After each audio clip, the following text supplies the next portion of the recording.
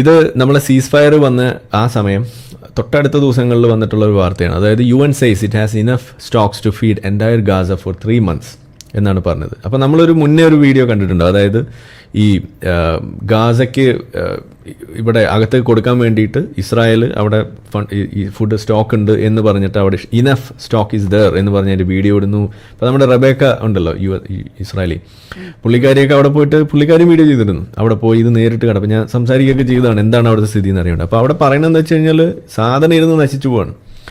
അപ്പോൾ ഇവർ പറയുന്നത് എന്താണ്, UN പറഞ്ഞത് എന്താണ്, സാധനം അവിടെ ഉണ്ട്, റെഡി ടു മൂവ് എന്ന് പറഞ്ഞു. അപ്പോൾ അതിൻ്റെ അർത്ഥം അവിടെ ഉണ്ട് സാധനം എന്നല്ലേ പറഞ്ഞുള്ളൂ എന്നാണ് ഇതന്നെല്ലാം ഇസ്രായേലും പറഞ്ഞുകൊണ്ടിരുന്നത്. സാധനം അവിടെ ഉണ്ട്. അപ്പോൾ എങ്ങനെയാണ് അകത്തത് ഓപ്പറേറ്റ് ചെയ്യാത്തത്, എന്തുകൊണ്ടാണ് അകത്തത് എത്തുന്നില്ല, ഇതാണ് നമ്മളും ചോദിക്കുന്നത്.